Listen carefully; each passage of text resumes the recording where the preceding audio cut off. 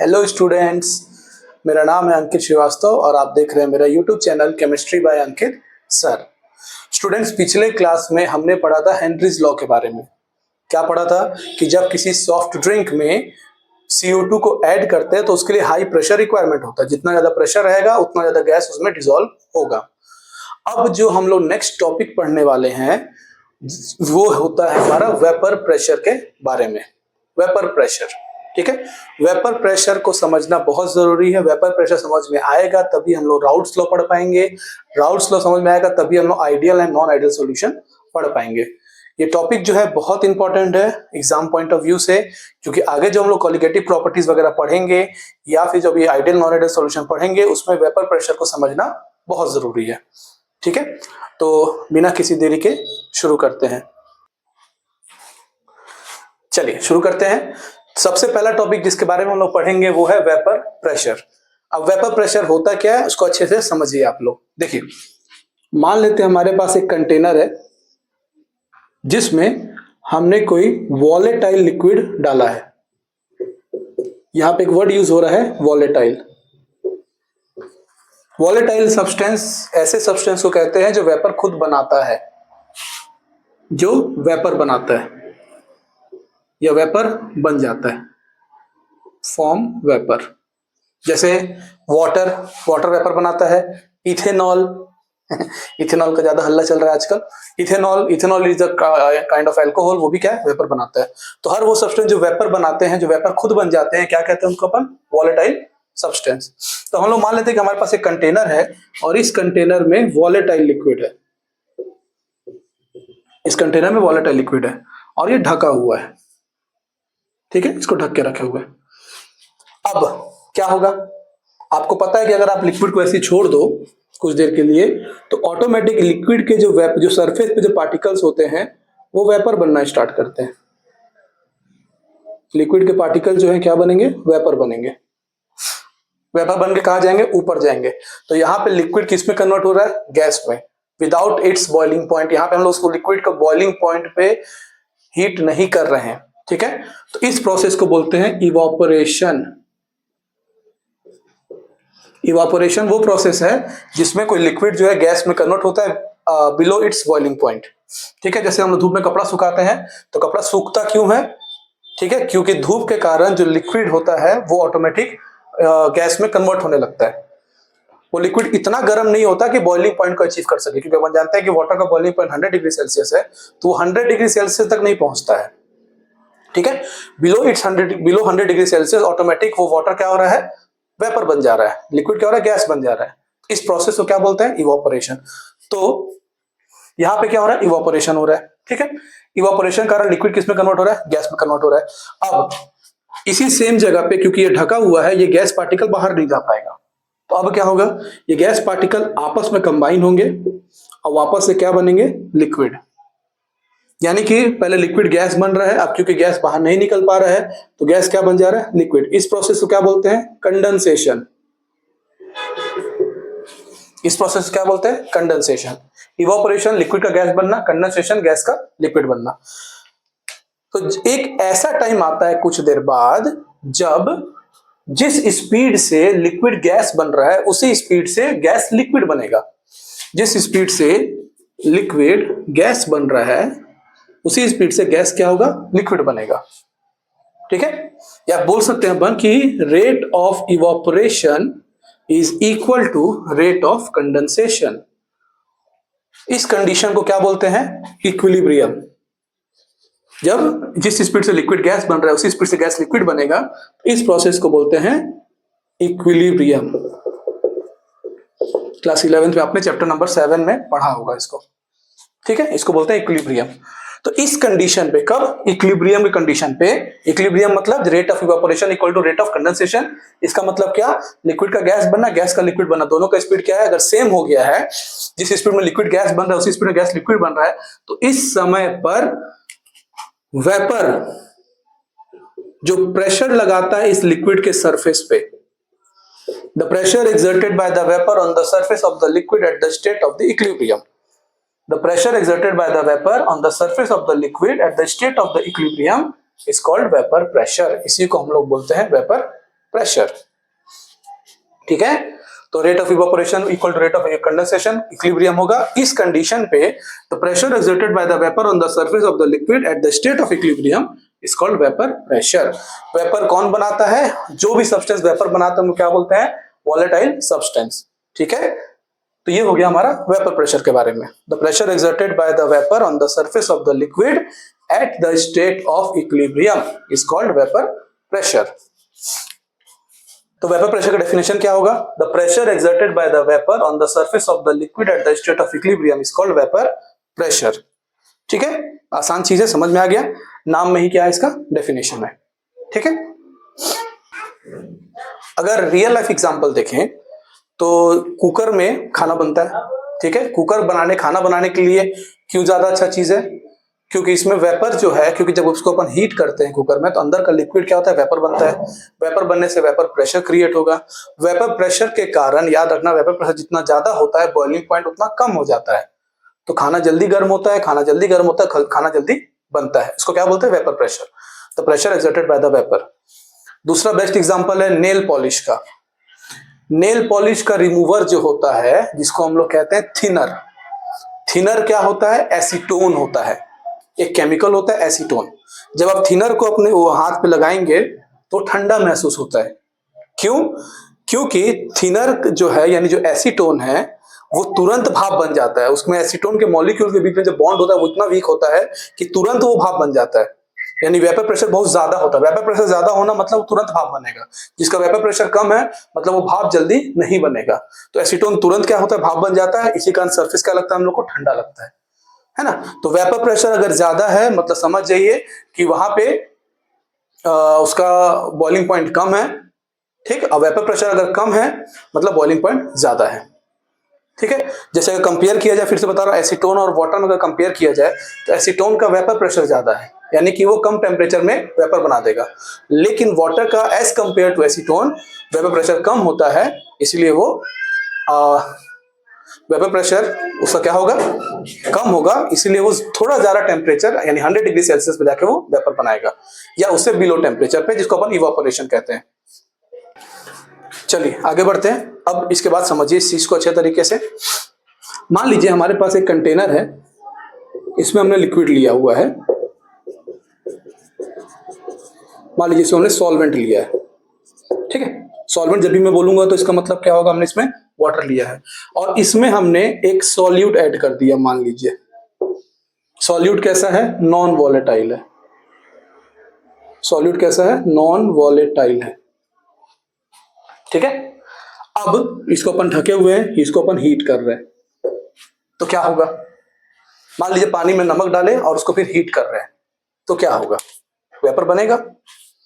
बिल्कुल बनेगा। तो वेपर यहां बना कौन रहा है? यहां पे सॉल्वेंट और सॉल्यूट दोनों हैं, यानी एक सॉल्यूशन है ना। ये सॉल्यूशन है, ऐसा सॉल्यूशन है जिसमें नॉन वॉलेटाइल सॉल्यूट प्रेजेंट है। वॉलेटाइल नॉन वॉलेटाइल क्या होता है मैंने बताया। तो यहाँ पे एक ऐसा सॉल्यूशन है जिसमें नॉन वॉलेटाइल सॉल्यूट प्रेजेंट है। ठीक, अब इस सॉल्यूशन को अपन हीट कर रहे हैं, तो क्या होगा? वेपर बनेगा? बिल्कुल बनेगा। वेपर बनेगा तो ठंडा होने के बाद वेपर प्रेशर क्रिएट होगा, है ना। ठंडा होगा तो वापस लिक्विड बनेगा, अगेन इक्विलिब्रियम का स्टेट डेवलप होगा।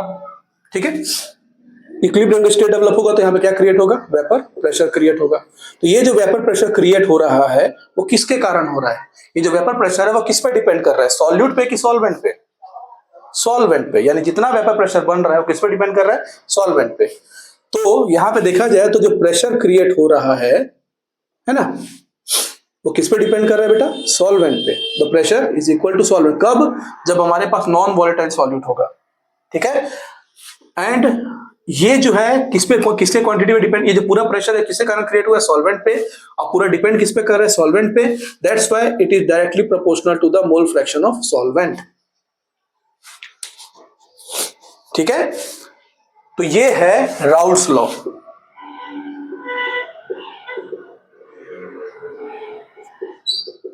ये है हमारा राउल्स लॉ। राउल्स लॉ क्या कहता है? For a solution containing non volatile solute the vapour pressure of the solution is directly proportional to the mole fraction of solvent. ठीक है, अगर हमारे पास नॉन वॉलेटाइल सॉल्यूट, ऐसा सॉल्यूशन है जिसमें नॉन वॉलेटाइल सॉल्यूट प्रेजेंट है, तो उस पूरे सॉल्यूशन का जो वेपर प्रेशर होगा वो किस पे डिपेंड करेगा? मोल फ्रैक्शन ऑफ सॉल्वेंट पे।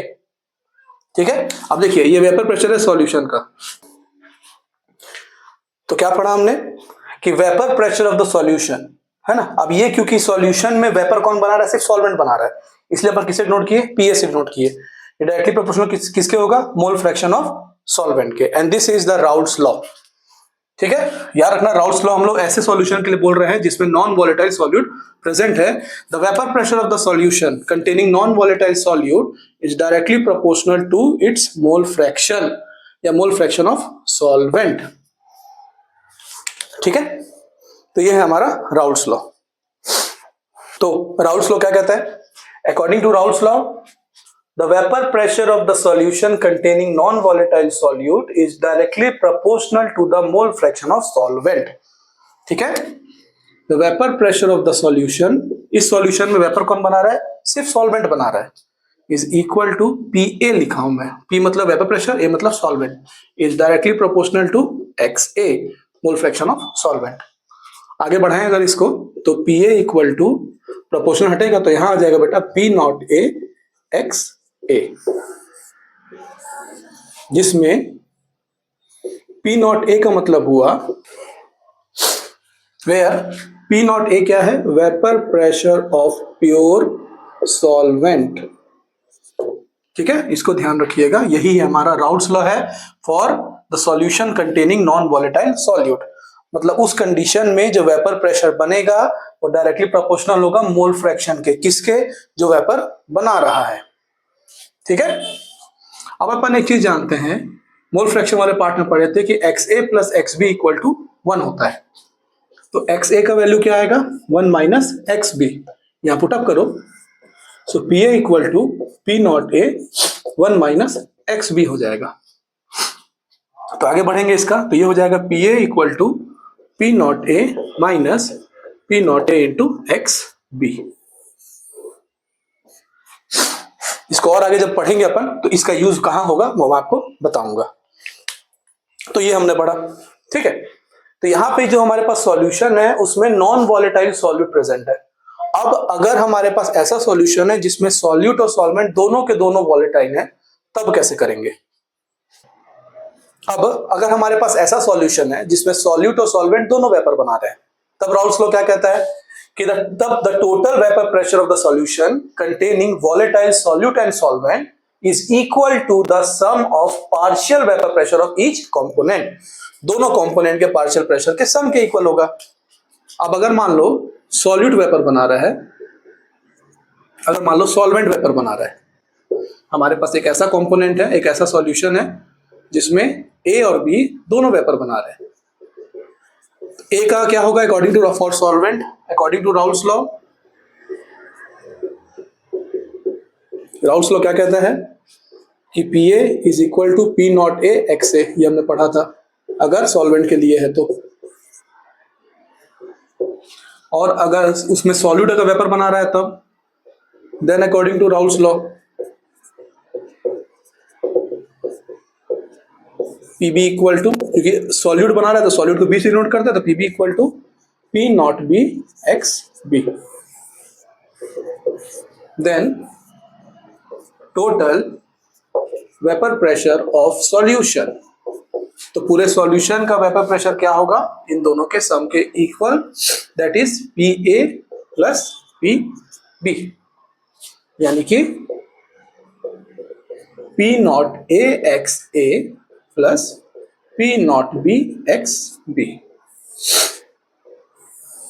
ये फॉर्मूला याद रखिएगा।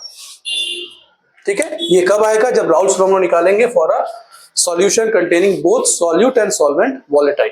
अगर हमारे पास सॉल्यूट और सॉल्वेंट दोनों वॉलेटाइल है, तब जो टोटल वेपर प्रेशर होगा वो दोनों के पार्शियल वेपर प्रेशर के सम के इक्वल होगा। अब दोनों का पार्शियल वेपर प्रेशर क्या है? जो हमने इससे पहले वाले में पढ़ा था अकॉर्डिंग टू राउल्ट्स लॉ कि PA equal to P naught A XA। ये कब यूज हो रहा है? जब सॉल्वेंट वेपर बना रहा है। अगर सॉल्यूट भी वेपर बनाएगा तो राउल्ट्स लॉ यही कहता है P नॉट B XB, तो total vapour pressure of the solution is equal to इन दोनों का sum, that is P naught A XA plus P naught B XB। ठीक है, तो ये है हमारा राउल्ट्स लॉ है। For a solution containing non volatile solid. ठीक है, अब इसके बाद हम लोग इससे रिलेटेड न्यूमेरिकल सॉल्व करते हैं। ठीक है, इससे कुछ क्वेश्चन है जिसमें यही फॉर्मूला अप्लाई होगा, आराम से वैल्यू को पुटअप करेंगे, मल्टीप्लाई करेंगे, सॉल्व करेंगे। एक क्वेश्चन बना के देखते हैं, शायद आपको समझ में आए और आपको अच्छा लगेगा। ठीक है, चलिए अब एक न्यूमेरिकल बनाते हैं। क्या क्वेश्चन है? Vapour pressure of pure chloroform and dichloromethane. दो सब्सटेंस दिया है, एक दिया है क्लोरोफॉर्म CHCl3, इसको हम ए मान लेते हैं। इसका वेपर प्रेशर प्योर है ना, तो P नॉट ए दिया है 200 mmHg। So vapor pressure of pure chloroform and dichloromethane, that is CH2Cl2 at 298 Kelvin are 200 mmHg and 415 mmHg। तो अगर हम लोग क्लोरोफॉर्म को कंपोनेंट ए ले रहे हैं और डाइक्लोरोमीथेन को कंपोनेंट बी, तो ये इसका वेपर प्रेशर दिया है P नॉट ए और ये P नॉट बी हो गया डाइक्लोरोमीथेन का। Calculate the total vapour pressure, तो दोनों कंपोनेंट है, दोनों वेपर बना रहे हैं, तभी तो वेपर प्रेशर क्रिएट हो रहा है। ठीक है, देन टोटल वेपर प्रेशर निकालना है of the solution prepared by mixing 25.5 gram of chloromethane and 40 gram of dichloromethane. तो गिवन में हमको क्लोरोफॉर्म का वेपर प्रेशर दे दिया 200 mmHg एंड CH2Cl2, इसको हम लोग कंपोनेंट बी अगर ले ले तो P नॉट बी, इसका वेपर प्रेशर दिया हुआ है 415 mmHg। और क्या गिवन है? मास WA दिया है 25.5 ग्राम और WB दिया है 40 ग्राम। ठीक है, WA मतलब मास ऑफ क्लोरोफॉर्म, WB मतलब मास ऑफ डाइक्लोरोमीथेन। तो चलिए मॉलिक्यूलर मास निकालते हैं। तो मॉलिक्यूलर मास ऑफ क्लोरोफॉर्म, इसका मॉलिक्यूलर मास आएगा 119.5 ग्राम पर मोल और इसका मॉलिक्यूलर मास आएगा 85 ग्राम पर मोल। ठीक है, तो जैसे ही हमको क्वेश्चन न्यूमेरिकल का देता है, तुरंत हम क्या करेंगे, जो चीज हमको पता है हम लोग तुरंत उसको फाइंड कर लेंगे। क्लोरोफॉर्म का मॉलिक्यूलर मास निकाल लिए और उसके बाद हमने इसका डाइक्लोरोमीथेन का मॉलिक्यूलर मास निकाल लिया। अब क्या करेंगे, नंबर ऑफ मोल निकालेंगे। इसका Na निकालेंगे, फॉर्मूला होता है, सॉरी Na निकालेंगे WA upon Ma, that is 25.5 divided by 119.5। उसी तरीके से number of mole of B निकालेंगे, given mass upon molecular mass, that is 40 upon 85। इसका आएगा 0.213 और इसका आएगा 0.470। ठीक है, नंबर ऑफ मोल आ गया। अब नंबर ऑफ मोल आने के बाद मोल फ्रैक्शन निकालेंगे A का। तो फॉर्मूला होता है Na upon Na plus NB। Na आया 0.213 डिवाइडेड बाय 0.213 प्लस इसका है 0.470। सॉल्व करने पे आएगा 0.312।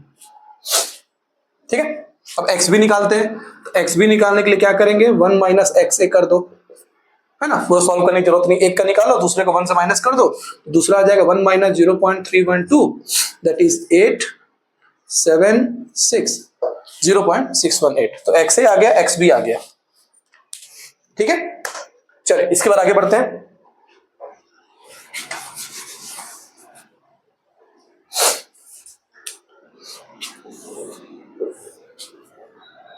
Total vapour pressure, so according to Raoult's law पढ़े थे, PA plus PB that is P naught A XA plus P naught B XB। P naught A का value है 200 इंटू XA का वैल्यू है 0.312 प्लस P नॉट B का value है 415 into 0.678। ठीक है, इस पूरे को आप जब आप सॉल्व करेंगे तो आंसर आएगा आपका 347.9 mmHg, फाइनल आंसर। ठीक है, तो क्वेश्चन फिर से पढ़ते हैं एक बार। क्वेश्चन दिया है vapour pressure of pure chloroform and dichloromethane at 298 Kelvin are 200 mmHg and 400 mmHg respectively. Calculate the total vapor pressure निकालना है आपको, prepared by mixing इतना ग्राम ऑफ क्लोरोफॉर्म एंड इतना ग्राम ऑफ डाइक्लोरोमीथेन। तो पहले जो जो गिवन अपन उसको लिख लेते हैं। तो क्लोरोफॉर्म को अपन कंपोनेंट ए ले लिए और डाइक्लोरोमीथेन को कंपोनेंट बी ले लिए। उसका प्योर का वेपर प्रेशर दिया 200 और दूसरे का दिया 415।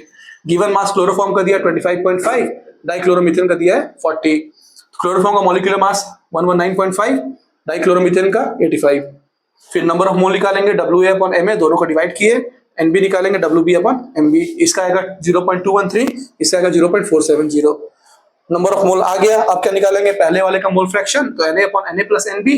Na का वैल्यू NB का वैल्यू को सॉल्व किया तो आया 0.312। एक का निकाल के दूसरे को निकालने के लिए 1 से माइनस कर दिए तो आ गया 0.678। अब हमको P0A मिल गया, XA मिल गया, P0B मिल गया, XB मिल गया, तो मल्टीप्लाई करके सम कर दीजिए, आपका फाइनल आंसर आ जाएगा 347.9। तो इस तरीके से इसका न्यूमेरिकल बनेगा। आप और भी न्यूमेरिकल है उसका बहुत सारा प्रैक्टिस कीजिए। जितना ज्यादा प्रैक्टिस करेंगे उतना आपका कैलकुलेशन अच्छा होगा, जितना कैलकुलेशन अच्छा होगा उतना आप अच्छे से न्यूमेरिकल को सॉल्व कर पाएंगे। ज्यादा से ज्यादा प्रैक्टिस कीजिए, ठीक है। अब 2 क्वेश्चन दे रहा हूं होमवर्क के लिए, उसको नोट डाउन कीजिए और सॉल्व करने की कोशिश कीजिए। आंसर के लिए आंसर भी आपको मैं लिख के दे दूंगा, वही आंसर आपका आना चाहिए। नहीं आ रहा तो कलेक्शन कीजिए, ठीक है, चेक कीजिए क्या दिक्कत हो रहा है आपका, ठीक है। तो चलिए अब आपको होमवर्क दिया जाता है। चलिए अब हम लोग कुछ क्वेश्चन नोट करते हैं जो आप लोग खुद से कोशिश कीजिए सॉल्व करने का, और इसका आंसर मुझे कमेंट करके बताइएगा। पहला क्वेश्चन है, the vapour pressure of pure liquid A and B at 300 kelvin are 415 mmHg and 700 mmHg respectively. A का वेपर प्रेशर दिया है 450 और B का दिया है 700 mm, ठीक है। Calculate the vapour pressure of the solution if 2 mole of A is mixed with 3 mole of B। A का मोल नंबर ऑफ मोल दिया है, B का नंबर ऑफ मोल दिया है, तो आप मुझे बताइए टोटल वेपर प्रेशर कितना आएगा, इसका कमेंट करके आंसर दीजिएगा। दूसरा क्वेश्चन है, pure benzene and pure टॉलिन 350 kelvin में 100 mmHg है प्योर बेंजीन का वेपर प्रेशर और प्योर टॉलिन का है 40 mmHg रिस्पेक्टिवली। एक सॉल्यूशन बनाया गया, solution is prepared by mixing equal mole of benzene and टॉलिन। मतलब हमने एक सॉल्यूशन बनाया है जिसमें A और B यानी बेंजीन और टॉलिन दोनों का नंबर ऑफ मोल इक्वल है, तो टोटल वेपर प्रेशर कितना आएगा। दोनों क्वेश्चन लगभग सेम है, एक ही तरीके का है। विद इन 3 या 4 स्टेप में आपको हो जाना चाहिए सॉल्व। अगर सॉल्व हो जाए तो उसका आंसर जरूर कमेंट कीजिएगा, और कैसा लगा आज का वीडियो बताइएगा जरूर, ठीक है। आज के लिए इतना ही है। पढ़िए अच्छे से, रोज पढ़िए, मन लगा के पढ़िए, जितना पढ़ाया गया उसको अच्छे से पढ़िए, बार बार रिवाइज कीजिए, कोशिश कीजिए गलती ना करने का। पढ़ाई पे सिर्फ ध्यान देना है, हमको यहाँ वहाँ नहीं भटकना है, क्योंकि यही हमारा फ्यूचर है, यही हमारा बेस तैयार करेगा। बेस अच्छा होगा तभी बिल्डिंग अच्छी बनेगी। अगला वीडियो जो है वो ideal and non ideal solution पे रहेगा। तो मिलते हैं अगले वीडियो में। खूब पढ़िए, मन से पढ़िए, खुश रहिए, मस्त रहिए। आज के लिए इतना ही, मिलते हैं अगले वीडियो में। Bye bye.